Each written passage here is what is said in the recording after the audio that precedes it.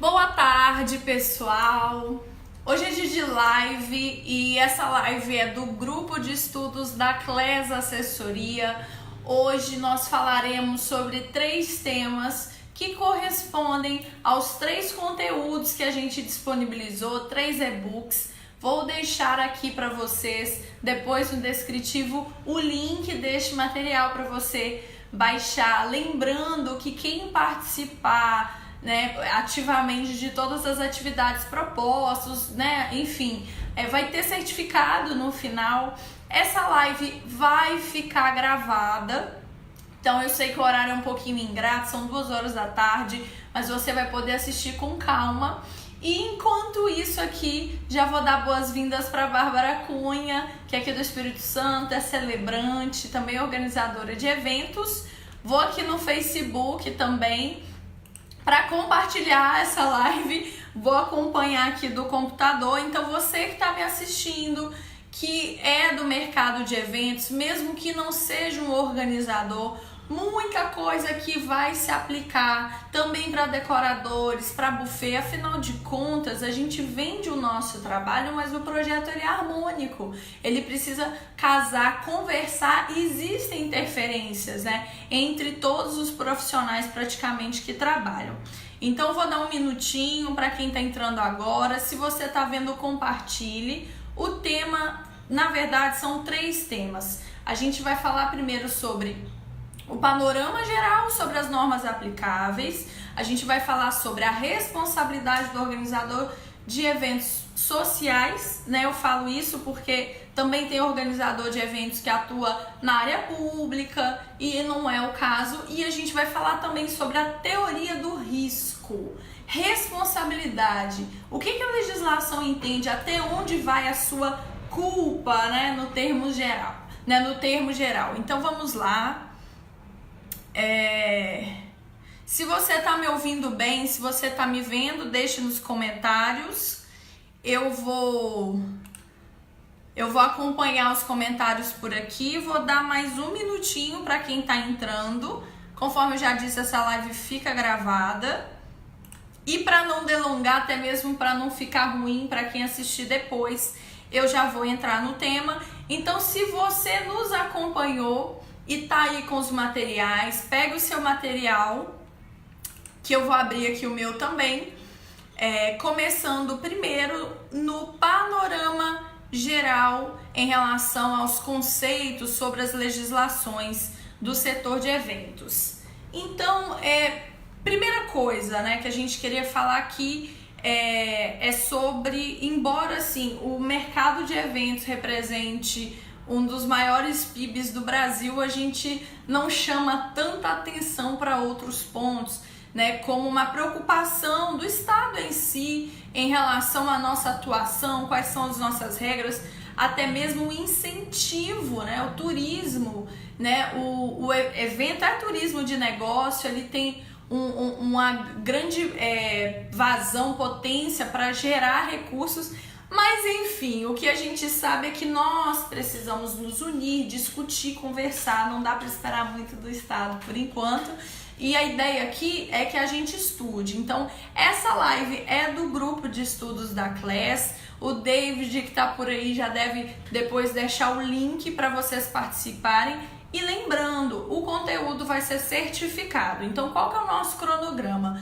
Dentro de um mês, a gente disponibilizou 3 materiais, agora a gente está fazendo essa live, depois a gente vai disponibilizar um link com uma provinha. Quem tiver aproveitamento acima de X vai receber o certificado em relação a esse conteúdo que foi ministrado, e tudo isso de forma gratuita, porque a gente quer muito pessoas aí estudando junto com a gente. Eu sou consultor, o nosso mercado depende de você aprimorar, e estudar sozinho é muito ruim, Você não sabe se você está acertando ou não. Então, se você está acompanhando, fique ligado na nossa programação, que a gente vai disparar depois um link para você fazer aí uma avaliaçãozinha, uma coisa simples para depois você ganhar o seu certificado. Então vamos lá, primeira coisa, a gente precisa definir de quem a gente está falando. É do organizador de eventos? É de todos? Não. A gente sabe que existem organizadores que fazem outros tipos de eventos, eventos públicos, eventos para a pessoa jurídica de direito público, para o Estado, né, para o município, para a União.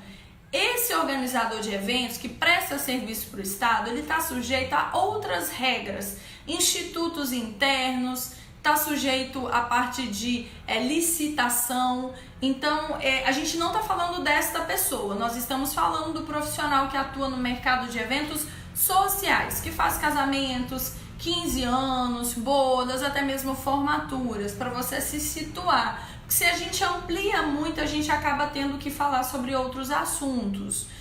Então, beleza, a gente já entendeu de quem a gente está falando. Isso não significa que se você não é essa pessoa, que esse conteúdo não se aproveita. A gente só precisa delimitar o nosso escopo. Então, em relação às legislações aplicáveis, primeiro ponto, todos nós estamos sujeitos ao Código Civil e às disposições em relação à relação jurídica. Então, um profissional que firma um contrato com o cliente, ele está sujeito a todas as disposições em relação ao negócio jurídico. Lembrando que tudo que eu estou falando está no material de apoio, então normalmente eu deixo links, eu nem vou deixar link, eu vou já deixar o link para você baixar o nosso material, porque tudo isso que eu estou falando está lá no primeiro arquivo, que é o panorama geral em relação aos conceitos introdutórios sobre as legislações aplicáveis. Então, primeira coisa é o Código Civil, eu até grifei aqui no meu, né, algumas observações. Então, o fornecedor de eventos, ele está sujeito às disposições em relação ao negócio jurídico. Tainara, acabei de entrar no mercado, eu ainda não tenho um bom contrato, eu fiz o meu contrato de boca, tudo bem, é negócio jurídico da mesma forma. A ausência de formalização não vai deixar de amparar aí o cliente, na verdade isso é problema mais para você do que para o cliente. Então eu já entendi que se eu sou um profissional que vendo qualquer coisa, presume-se que eu sei de tudo que eu deveria saber, que eu tenho tudo certinho, né? E aí você vai observar o que a gente botou lá nesse material sobre negócio jurídico. Outro ponto importante, Código de Defesa do Consumidor. Eu costumo brincar o seguinte, o nome já diz, o código defende o consumidor, ele não defende o fornecedor, mas é mais ou menos isso sim, porque a nossa legislação entende que o consumidor, por regra, ele é hipossuficiente, ou seja, ele é fraco no sentido de não deter o conhecimento em relação ao que você está vendendo. Então, quem é obrigado a dar detalhe, a botar tudo certinho, é você, não é o cliente. Então, você é a parte forte, detentora do conhecimento técnico. E o cliente, ele está ali vulnerável nessa relação. Então, eu já entro no tópico sobre hipossuficiência, consumidor hipossuficiente. Então, consumidor é qualquer pessoa que compra como cliente final algo. Então, as nossas noivas, né, os nossos clientes são consumidores. E por que hipossuficiente? Porque ele está numa relação de desvantagem. Tem um monte de informação técnica, ele não sabe, você sim, eu deveria saber, e é você que tem que deixar o mais claro possível para ele. Código de Defesa do Consumidor não é uma legislação muito difícil de ler. A partir do artigo 30 ali, eu indico que todo mundo dê uma lidinha, porque aí vai falar também sobre a propaganda enganosa, enfim, esses pontos que são muito importantes. Então, caminhando aqui em relação ao código, enfim, o Código de Defesa do Consumidor é a outra legislação que eu observo que a gente precisa olhar, né? Código Civil, Código de Defesa do Consumidor. A terceira que eu falo é uma legislação recente, a gente direto fala sobre ela, que é a 13.106 de consumo para bebida, proibição de consumo de bebida por parte de menores de idade. Ela fez uma alteração ao ECA, que é o Estatuto da Criança e do Adolescente, transformando em crime aquilo que era antes só ato ilícito. Tem que observar, tem que ter no seu contrato, tem que ter um termo de responsabilidade. É só para 15 anos? Quantos menores de idade eu preciso consumindo bebida alcoólica para configurar? Eu preciso de um, gente. Eu não preciso de uma festa de 15 anos. Então é uma observação que a gente tem que ter. Quem tá chegando agora, deixa eu dar um oi. A Isa Cardoso, boa tarde. Janaína Mancino, Cláudia Ohana, Adriana Alves, queridíssima de São Paulo da AAA. Um beijo pra vocês. Compartilha essa live. Eu tô tentando fazer ela de uma forma que ela fique boa também para assistir depois, porque eu sei que o horário é ingrato, né? Mas foi o horário que a gente conseguiu. Mas como fica gravado, depois a gente vai acompanhar. Quem não tá com material do que eu tô falando, porque a gente disponibilizou 3 e-books, depois o David vai deixar aí pra gente o link para vocês baixarem e assistir com calma, tá bom? Um beijo para vocês. Voltando aqui, quarta, legislação, uma norma, não é obrigatória, mas eu gosto muito de falar dela, que é a ISO 9001, que é uma norma internacional de gestão de qualidade, que é a diretriz que eu defendo, que nos atende bem na ausência de regulamentação. Enquanto ninguém fala por onde a gente deve ir, a ISO 9001 é um bom parâmetro, porque ela fala de gestão de qualidade, ela fala de atendimento aos requisitos aplicáveis, ou seja, norma, legislação, o que uma pessoa tem que atender, e tudo com foco no cliente, gente, ó, tudo com foco em vender, porque se a gente está aqui conversando, é porque a gente quer vender mais. Então a ISO foi o parâmetro que eu usei para mim. Ixi, eu não sei por onde ir. Eu vou seguir essa legislação, é uma norma que não é obrigatória por hora, foi até assunto da minha monografia, então eu estou compartilhando com vocês isso. E em relação a um panorama geral, é isso daqui. O que a gente tem de norma, além do que eu falei? A gente tem as normas do Ministério do Trabalho, o MTE. Essas normas, sim, são obrigatórias, são gratuitas. Eu vou deixar o link para vocês, onde a gente fala o que acontece. O organizador de eventos à frente de um projeto, ele precisa ter consciência de algumas questões técnicas e de segurança. Então, se eu tenho um decorador subindo numa estrutura acima de 2 metros, eu já tenho um trabalho em altura que se aplica lá a NR35, eletricidade, NR10. Então, assim, eu tenho trabalho que é NR15, que é insalubridade, NR16, que é periculosidade, eu mexo com energia, enfim. Então, a gente vai falar um pouquinho também sobre isso, mas vai ser num outro momento. Mas eu deixo o link para vocês darem uma estudada, que é muito interessante. Voltando, eu vou passar agora para o segundo material. Enquanto isso, se alguém tiver alguma dúvida para a gente conversar ao vivo, a hora é agora, eu vou tentar selecionar.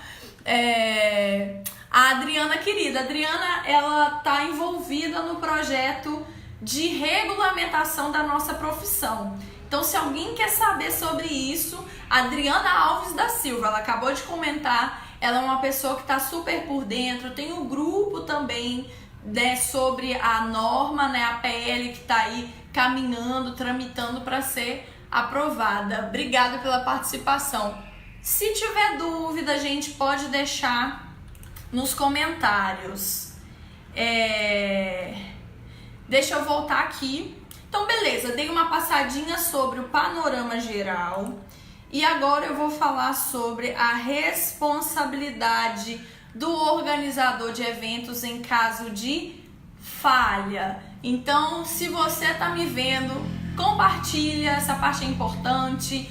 David já foi pro grupo da Helena, tem que compartilhar lá dentro. Eu não sei porque eu tô aqui ministrando, tô falando, então deixa eu ver. Ó, vou compartilhar dentro do grupo da Helena agora, que eu sei que lá as pessoas já estão acostumadas, que é uma fonte. Depois a Helena aprova. Enquanto isso, eu te dou tempo para você abrir o nosso segundo material, que é sobre a responsabilidade do organizador de eventos. Pessoal, existe a responsabilidade jurídica, o que está escrito lá na legislação, mas também existem as responsabilidades que não necessariamente vai trazer uma consequência legal relacionada à execução desse trabalho. E isso a gente só vai ter feeling vivendo na prática, anotando o que a gente falha. Não é algo que necessariamente está na legislação, mas está vinculado às boas práticas de execução. Então, nesse material, primeiro eu relacionei aquilo que a legislação diz e depois eu relacionei algumas falhas que estão vinculadas à execução do trabalho. Então, vamos lá. Em relação à falha, não tem como, aliás, em relação à responsabilidade, não tem como eu falar de responsabilidade sem falar de falha. Então, primeiro a gente fez um levantamento das principais falhas que acontecem, levando em consideração a legislação e também as boas práticas, e para depois a gente falar da responsabilidade em si, que é o outro material sobre a teoria do risco. Então, já adiantando, a teoria do risco é o que explica o que a legislação entende em relação à responsabilidade do organizador de eventos. Aqui a gente vai levantar as principais falhas. Isso está no nosso segundo material. E aqui eu trouxe, claro, gente, eu não mapeei tudo, mas eu trouxe as principais. E a primeira que eu coloquei aqui é falta de transparência. Aliás, é isso mesmo. Propaganda enganosa. A falta de transparência pode configurar propaganda enganosa. Quem nunca ouviu o fornecedor falando assim: ah, não escreve isso não, porque depois você escreve eu vou ter que dar. Deixa em branco que depois eu resolvo se eu vou dar. Meu filho, se você deixar em branco, dependendo da situação, você não vai fazer o que você quer, você vai ter que fazer o que o cliente quiser. Porque na legislação fala sobre isso. A ausência de informação, a falta de transparência configura a propaganda enganosa. Então, lá no artigo 37 do Código de Defesa do Consumidor, parágrafo 1º, fala o seguinte, é proibido toda publicidade enganosa ou abusiva. Aí fala o seguinte: é enganosa qualquer modalidade de informação ou comunicação de caráter publicitário inteira ou parcialmente falsa, ou por qualquer outro modo, mesmo por omissão, né? Então, às vezes a gente não tem aquele problema, não, eu não estou oferecendo uma coisa e estou entregando outra, mas você omitir informação configura propaganda enganosa. Caminhando aqui, e aqui é um ponto importante que foi uma teoria que eu levantei. Oferta mal formulada pode configurar serviço defeituoso. Oferta mal elaborada pode configurar serviço defeituoso. Alguém pode imaginar por quê? Alguém pode deixar nos comentários? Deixa eu ver aqui. Deixa eu ver se eu consigo ver nos comentários. Por que uma proposta mal formulada pode configurar serviço defeituoso? Bom, olha só. A legislação diz o seguinte. Deixa eu pegar aqui o artigo que fala o seguinte.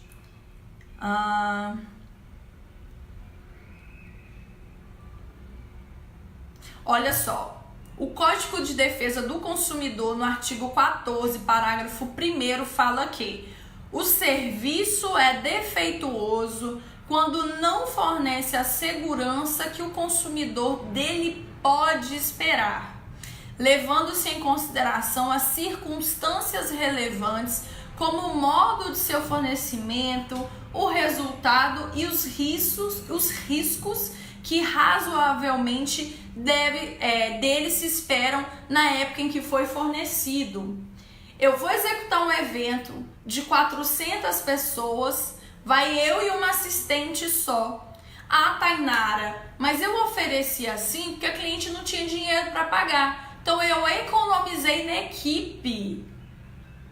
Culpa sua, você não poderia fornecer um serviço aquém daquilo que ele deveria entregar em relação à segurança, porque a responsabilidade é sua. É você que sabe quantas pessoas você precisa para entregar um serviço de segurança. Então, quando o cliente vira para você e fala assim, ai, me dá um desconto, tira aí uma pessoa da equipe, ele tá pedindo para tirar e para trabalhar com a mesma eficiência, ele não tá assumindo risco. Então, eu sempre costumo dizer o seguinte, você não vê a confeiteira artesanal que faz bolo fala o seguinte, fica tranquila, Janaína, eu vou fazer o seguinte, eu vou tirar aqui uns 3 ovos da massa, tá bom? E eu vou te dar desconto desses 3 ovos. Você não vê a doceira fazendo isso. Por quê? Porque o bolo vai desandar, gente. Então, por que você se sujeita a entregar para o cliente um serviço de baixa qualidade para dar desconto para ele? A legislação entende que isso ainda é um problema seu, né? Porque, como diz aqui, o serviço é defeituoso quando ele não fornece a segurança que o consumidor dele espera. Quando o consumidor te pede um desconto, em maneira alguma ele está lhe assumindo o risco de 1 ou 2 recepcionistas a menos. Eliane, é verdade. E é assim que a gente vive. O que eu faço? Olha, eu preciso de no mínimo 4 profissionais para trabalhar no seu evento.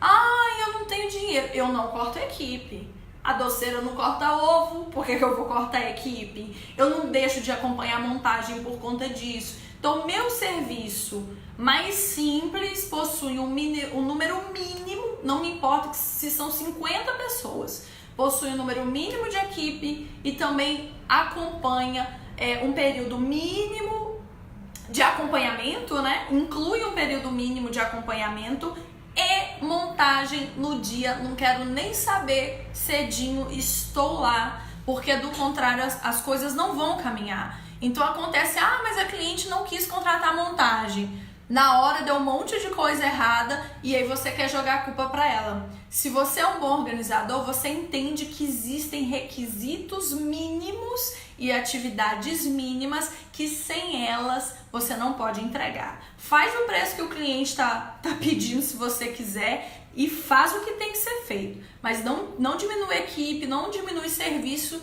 para depois se eximir da culpa que isso realmente não vai dar certo. Oi, Maria Luísa! Beijo! Teve com a gente lá no Rio e em São Paulo. Se alguém tiver dúvida, deixa aqui que eu vou responder. Voltando, que tem bastante coisinha, eu não quero passar de 1 hora. Deixa eu ligar aqui meu computador, que eu deixei desligado. Outra coisa, ausência de prestação de serviço mediante formalização de contrato e orçamento. Gente, eu não tô falando isso porque eu dou consultoria de contrato, não. É a legislação que diz. A gente tem um princípio que eu lembro lá do meu professor Humberto, que é maravilhoso, de processo, lá de Belo Horizonte, que é pacta sunt servanda. Os pactos precisam ser cumpridos. Ou seja, independente de papel, se você prometeu alguma coisa para o seu cliente, seja via WhatsApp, Facebook, papel de pão, inbox, você vai ter que cumprir. Agora, a ausência de papel de contrato é sim uma falha. E ela deixa você vulnerável, não é o cliente que fica.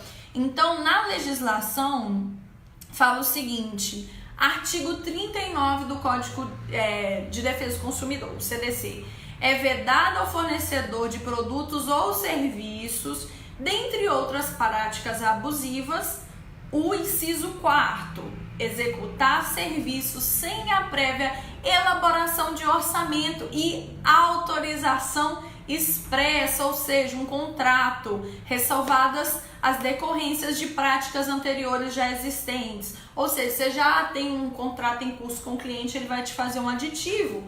Então, ou seja, tem que ter contrato, tem que ter um orçamento, um bom orçamento para não configurar aí uma propaganda enganosa e um bom contrato para você ter um papel que no final das contas, além de não te proteger em nada, pode criar armadilha para você mesmo, que é muito assim. O cliente tem lá cláusula abusiva de 50% a 60%. Você fala com ele, ele não quer tirar. Ou seja, ele está criando prova contra ele mesmo. Porque papel aceita tudo, né, gente? Alguma dúvida até aqui? Deixa eu ver se eu consigo ver os comentários. Eu vou correr. Vou continuar. Deixa eu ver aqui. Bom. Beleza. Vamos lá, então. Prosseguindo, só para lembrar, eu estou no arquivo 2, eu estou no arquivo sobre a responsabilidade do organizador em caso de falhas, onde a gente fala, na verdade, das principais falhas, né? O que vai explicar a responsabilidade é a teoria do risco, que é o nosso material 3. E aqui a gente vai falando das falhas. Então, beleza, relacionei essas falhas, algumas, né? Não são todas, são as principais que estão lá na legislação. A gente traz falhas na execução. A falha na execução, a grosso modo, é uma má prestação de serviço. Eu costumo dizer assim, mesmo que uma falha sua não acarrete um processo no judiciário, você ter vinculado ao seu nome um evento que não foi bom, isso é um peso enorme, porque você às vezes vai demorar anos para limpar o seu nome. Então, independente de você ser responsabilizado judicialmente, pensa no impacto de você ter vinculado ao seu nome falhas que aconteceram no evento. Então, por isso que a gente tem que agir muito de forma preventiva, porque a sua reputação de estudo, né? Isso pode eventualmente te atrapalhar em negociações futuras. Então vamos lá, em relação à falha na execução, eu relacionei aqui algumas principais. Primeira falha é atuar sem cronogramas e sem checklists. Como hoje eu cuido de casa, né? Quando eu chego na casa de festa que a gente cuida e tá a cerimonialista sem papel nenhum na mão, já me dá aquele gelo no corpo. Eu penso, meu Deus do céu, como que vai conseguir controlar isso tudo? Lembrando que checklist, planilha, papel é resultado de um bom planejamento. Por isso que é impossível trabalhar sem um acompanhamento mínimo. Pega todos os contratos, todos os orçamentos, destrincha isso tudo no modelo de documento que você se adequa melhor, faz relatório, leva isso tudo para o dia do evento, porque sem isso você não vai conseguir controlar detalhe. Outro ponto que eu vejo que é uma das principais falhas é a equipe despreparada. Então, eu já ouvi cerimonialista me perguntar como eu tenho coragem de treinar minha equipe se eu não tenho medo de criar concorrente. Meu Deus do céu, eu não consigo nem conversar com a pessoa assim. Mas então, não adianta ter papel, ter cronograma, se sua equipe não está treinada, não sabe manusear. Eu particularmente gosto de nomear uma pessoa como o controle operacional, ela que cuida de todos os documentos. Não é todo mundo que fica com tudo na mão, com todos os contratos, as cópias, não. Eu nomeei uma pessoa como controle, mas a equipe inteira tem que ter sido treinada em relação, no mínimo, o cronograma, com antecedência, né? O cronograma já tem que ir lá designando quem é responsável pelo quê, porque depois se acontece uma falha, fica mais fácil para você triar. Não é para botar ninguém na fogueira, gente. É simplesmente para você conseguir corrigir e melhorar sempre. Então tem que treinar a equipe, sim. Marca um café, marca, enfim, não sei, um barzinho. Reúne com as pessoas também. Os grupos são bons, mas sei lá, pelo menos uma vez a cada semestre, tenta sentar com essas pessoas. Por mais que não são funcionários, mas são freelancers que estão com frequência com você, estreite e faça treinamentos, né? Além de simplesmente passar o cronograma. A Eliane está perguntando o seguinte: como ficamos salvos dos riscos, né? Como ficamos salvos aos riscos Quando no contrato temos atividades a serem executadas na cerimônia, porém a igreja te impede de executar, como fazemos neste caso? Pois é, eu vou falar um pouquinho lá na frente, Eliane, eu vou responder. Quando eu estiver respondendo sua pergunta, eu vou te falar, que é justamente sobre excludente de licitude. Tem 3 situações que vão te isentar da culpa. Você provar que você realmente entregou tudo que você vendeu. E como é que você prova se você não faz um relatório final? Você provar que foi culpa da vítima, da própria cliente. Tem que contratar todo? Tem que contratar. Não quer? Eu faço um relatório, um parecer, eu deixo claro que eu cientifiquei. Normalmente quando eu fecho o contrato, o cliente já assina um termo de responsabilidade, que eu falo sobre toda a estrutura que é de responsabilidade dele. Choveu no dia, culpa do próprio cliente que não quis te escutar. E culpa de terceiros, fornecedor que interfere. Vou falar um pouquinho lá na frente que aí encaixaria nessa terceira possibilidade. Próxima, não acompanhar montagem e desmontagem de evento. Eu sei que tem gente aqui que não faz, mas eu te desafio você fazer uma experiência. Inclui o preço de acompanhamento de montagem e ver a diferença da execução de um evento onde você acompanha a montagem. Já teve evento de eu chegar às 7 horas da manhã, sentar e não ter nada para eu fazer. Eu fiquei dali monitorando o que estava acontecendo. Já teve evento que deu pepino demais. Então, para mim é o seguinte, se acontecer alguma coisa, que bom que eu estava ali. Se não aconteceu, é lucro. Para mim é inadmissível não acompanhar pelo menos a montagem.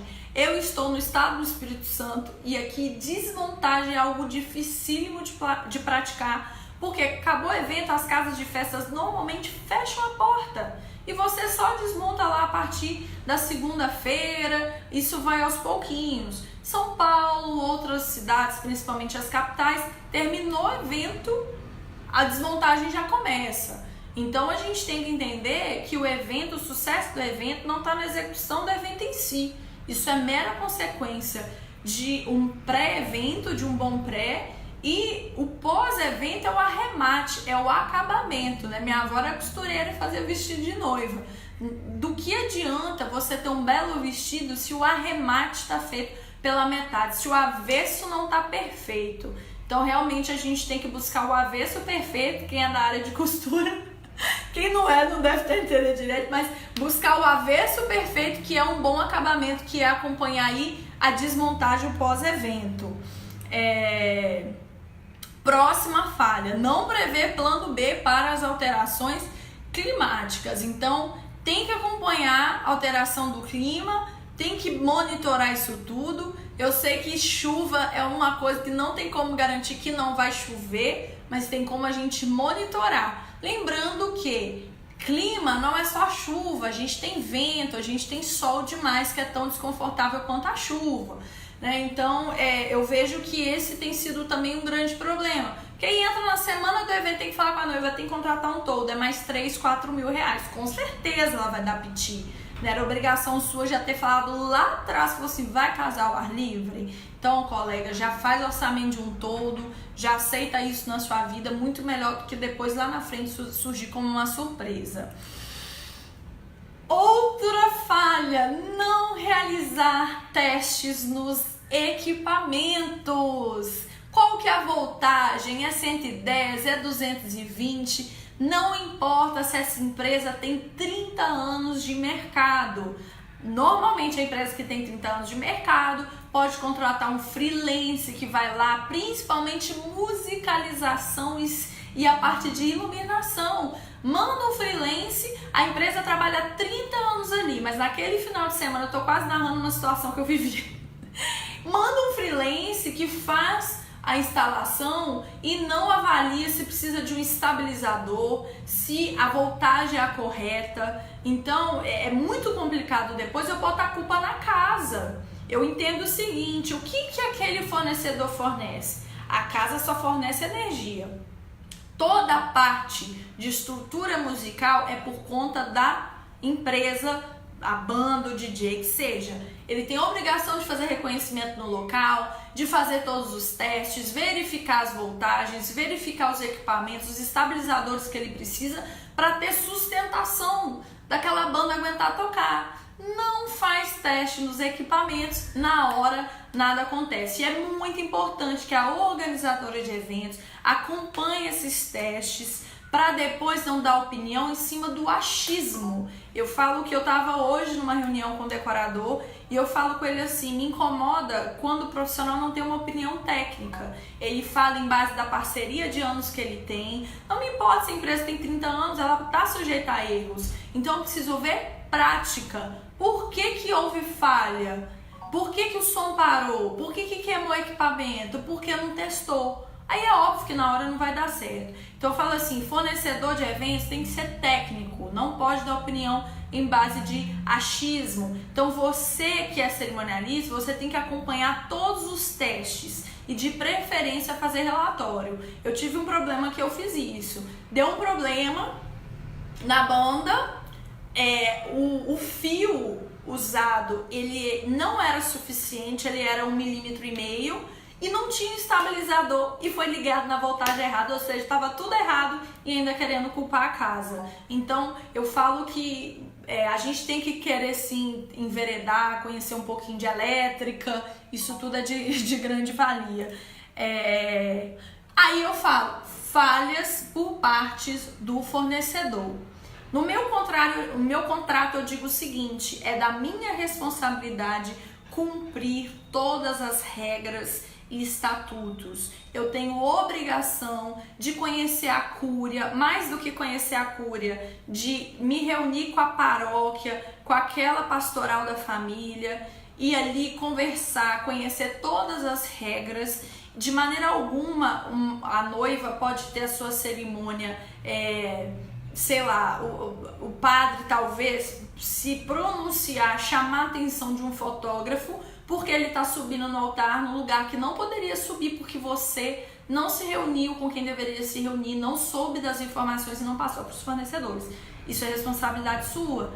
Por outro lado, eu sou obrigada a cumprir e não serei responsabilizada em caso de inviabilização da minha atividade porque eu estou cumprindo regra do lugar que você escolheu. Tem noiva minha que escolhe casar numa catedral maravilhosa que não pode subir no altar. Eu já falo com ela, você não vai ter foto de frente, porque o fotógrafo não pode ir por trás do padre, é proibido. Então o que eu faço? Se naquela paróquia eu não posso botar a mão na noiva no momento da homilia, o momento sagrado, eu registro tal momento, porque aí na foto vai ter aquele véu todo torto e ela vai te culpar. Só que se você conversa antes, eu repasso as regras, eu deixo muito bem claro. E na hora que aconteceu o registro, 8h15, não foi possível, não foi permitido que eu consertasse o véu, tendo em vista o momento sagrado, conforme regras da instituição. Então o que eu falo? Primeira coisa, senta antes, conversa, repasse todas as regras e no momento que aconteceu, registra, tem que registrar, porque aí você vai ter uma prova que aquilo era uma interferência de terceiros e é um terceiro que ela escolheu para trabalhar, né, em relação principalmente à igreja. Vamos lá, dando prosseguimento, se alguém tiver dúvida, depois eu vou dar uma parada. Falhas no pós-evento. E aqui eu falo o seguinte, o evento não acaba com o acender das luzes.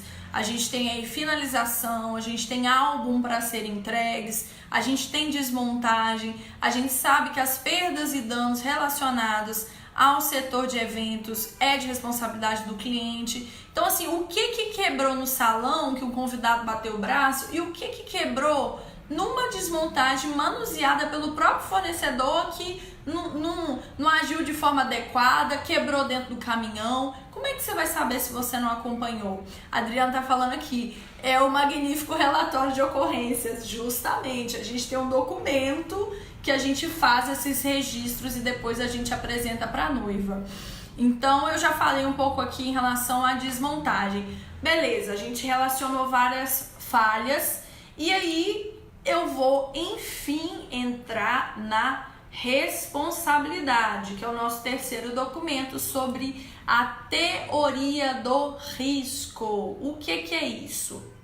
Olha só, O Código de Defesa do Consumidor estabeleceu lá nos seus artigos 12, 13, 14 sobre a responsabilidade do fornecedor. E aí, o que ele entende? Ó, até grifei aqui. A partir do momento que um fornecedor se coloca à disposição no mercado para obter lucro, indiretamente ele também se dispôs a assumir amplamente a responsabilidade quanto aos riscos, né? Então, a gente sabe que no nosso caso não somos regulamentados. Logo, qualquer pessoa tem o direito de ganhar dinheiro com isso. O mesmo direito que você tem de ganhar dinheiro te traz responsabilidades em relação à falha. Do mesmo jeito que você pode ter lucro, do mesmo jeito que você ganha dinheiro livremente, você ganha responsabilidades livremente. E aqui a gente chama de responsabilidade objetiva. Não me importa se você teve intenção ou não. Se houve uma falha em relação ao seu serviço, você precisa indenizar o seu cliente em relação a isso. Ah, Tainá, foi minha recepcionista que falhou, saiu da mesa de doce, comeram os doces, ou não fez o controle de entrada da forma que deveria ser, no final o buffet estava cobrando uma quantidade de pessoas e era outra. Sim, isso é uma responsabilidade sua. E aí, o que eu trouxe aqui? Eu trouxe um conceito até do Cavalieri, que ele fala o seguinte: todo aquele que se dispõe a exercer alguma atividade no mercado tem o dever de responder pelos eventuais vícios e defeitos, né? Independente da culpa. Por que a gente fala isso? Hoje a gente tem problema que é penal e é cível. Caiu uma estrutura, eu vi aí na TV, eu não sou de assistir TV, mas eu vi de relance. Caiu uma estrutura num concurso, tinha um monte de criança ali, caiu uma estrutura e um monte de criança machucou. Se o organizador de eventos vai responder pela lesão corporal dessas crianças, isso aí lá na esfera penal a gente vai resolver. Agora, que ele já vai ter que indenizar civilmente essas pessoas, os custos, quem pagou ingresso, não teve, isso já é certo. Então, se ele teve intenção ou não ou se ele teve culpa ou não dessa estrutura mal colocada que caiu, isso é problema dele. Isso a gente vai ver lá na frente. Agora, que tudo que envolve dinheiro ele já vai ter que pagar e indenizar, isso é certo. Então, eu não sei se deu para entender. Qualquer coisa, vocês deixam aí que eu respondo. Então, o que acontece? O artigo 14, parágrafo 3º, traz esse conceito que eu falei para vocês em relação a excludente de licitudes. Olha só, o fornecedor de serviço só não será responsabilizado quando provar que, tendo prestado o serviço, o defeito foi inexistente. Ou seja, prestei serviço, tá tudo certinho, tem relatório. Como é que você vai provar se você não faz relatório, se não anota nada? Então, provei que, cara, teve falha, mas não foi nada a ver comigo. Foi o que eu fiz. Teve falha na sonorização?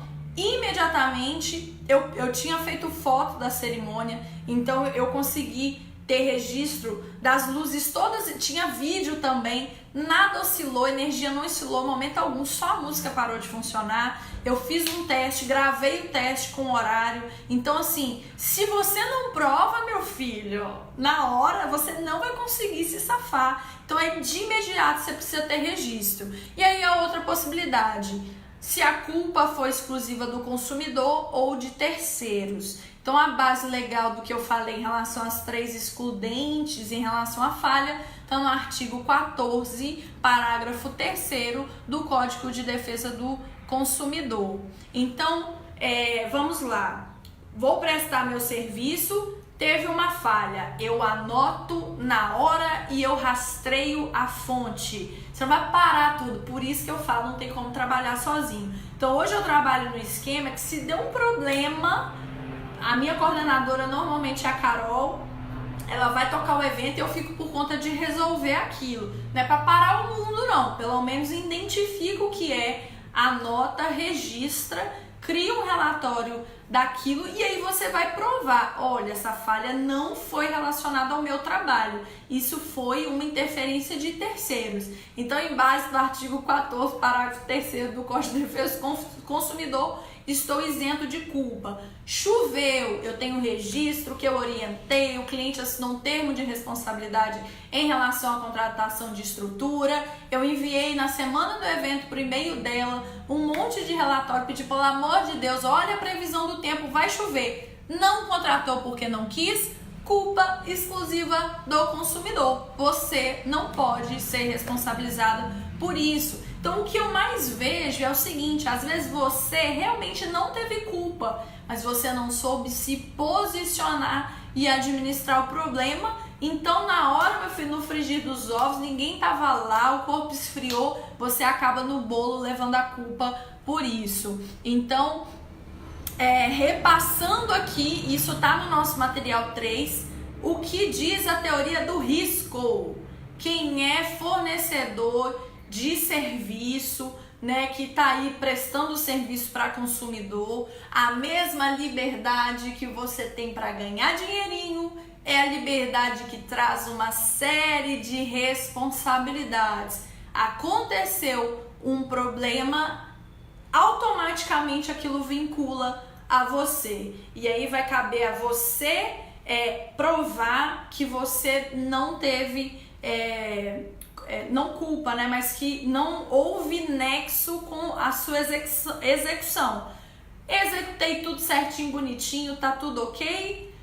A noiva tá me cobrando coisa que ela não contratou. Eu já, enfim, ganhei um processo com base de print no WhatsApp, porque a noiva tava exigindo coisa que ela não contratou. Cliente sempre tem razão? Não, ele tem razão quando ele tem razão. Então eu já consegui ganhar processo porque o cliente processou com fundamento errado, querendo coisa que ele não pagou por isso, só que a gente tinha provas, então foi tudo mais fácil e foi até algumas coisas pelo WhatsApp. Ok, então se eu provei que eu executei tudo certinho, outra possibilidade é você provar que a falha foi do cliente, que você orientou, você falou, deixou tudo certo e ele assumiu a responsabilidade de não seguir as suas orientações, ou que foi uma interferência de fornecedor. Então, no nosso mercado, onde o nosso serviço, gente, é tão homogêneo, a gente acaba assim se mesclando tanto com os outros fornecedores. Se você não tiver um feeling e saber exatamente o que você entregou, você pode comer farelo junto com os porcos, né? Você pode assumir culpa que não é sua. Deixa eu dar uma olhadinha, gente. 50 minutos de live. Eu vou dar uma olhadinha aqui nos comentários. Vou encerrar para ficar bom, senão fica muito cansativo. Quem chegou agora pode voltar a assistir, pode deixar nos comentários. O David depois vai deixar um link para quem quiser passar por essa avaliaçãozinha, porque a gente precisa de uma forma para entregar esse certificado. Vai ser para quem participou, leu o material, absorveu o conhecimento, vai ter o certificado da Class Assessoria. Eles vão mandar, né? O David vai mandar no e-mail e aí vai ter ali um mínimo de aproveitamento e que a gente continue com esses estudos. Lembrando que o grupo de estudos, gente, não é só meu não, né? Vão ter outros convidados, outras pessoas e aí assim, a nossa dinâmica são 4 semanas, 3 semanas de conteúdo, a 4ª semana a gente faz uma live e aí daqui a pouco o David vai falar pra gente. Enfim, vocês podem deixar também sobre o que vocês querem saber, que ele providencia outras pessoas pra gente estudar junto. Se a gente não tomar a frente, não adianta, ninguém olha pra gente, é o que eu canso de falar, nós somos um dos maiores PIBs do Brasil, mas o povo ainda não tá preocupando muito com o mercado de eventos, então a gente tem que se unir. Então, voltando aqui, a Adriana falou assim, minha vida mudou depois que eu conheci o relatório de ocorrências, que foi um documento que a gente criou. A Adriana, ela é nossa cliente, enfim, queridíssima. Já falei, ela tá à frente aí junto com a Camila do projeto de aprovação da nossa regulamentação.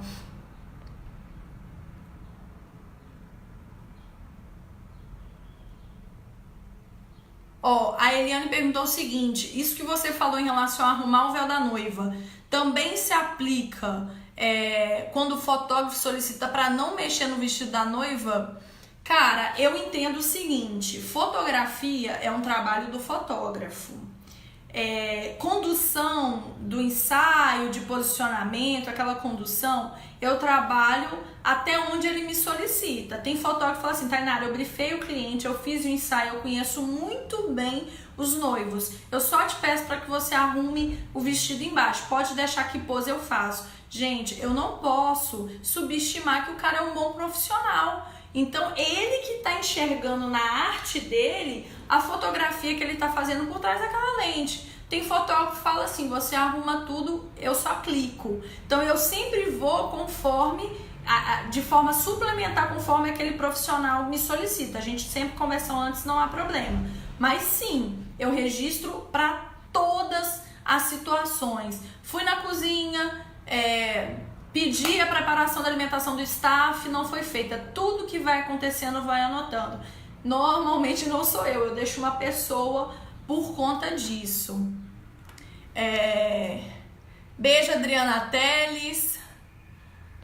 Aline, ainda dá para participar do curso? Eu creio que sim. A gente vai disponibilizar o material e aí o David vai disponibilizar um link. Dentro do grupo tem os vídeos, tem esse daqui que você pode assistir. E aí, participando dessa avaliaçãozinha, gente, é mais pra gente medir o aproveitamento, a gente vai disponibilizar um certificado. E tomara que isso não seja realmente só comigo, que tenha outras pessoas interessadas a compartilhar um pouco mais de conhecimento com quem tá aqui. Ó, vou encerrar, eu prometi que não passaria de 1 hora para não ficar cansativo. Agradeço muito a participação de vocês. Eu sei que o horário não tá muito bom, mas tá gravado. Assista, tire suas dúvidas, vamos conversar, né? Na multidão de conselho que é a sabedoria. Então eu falo muito disso, né? A gente precisa aprender e sozinho é muito difícil.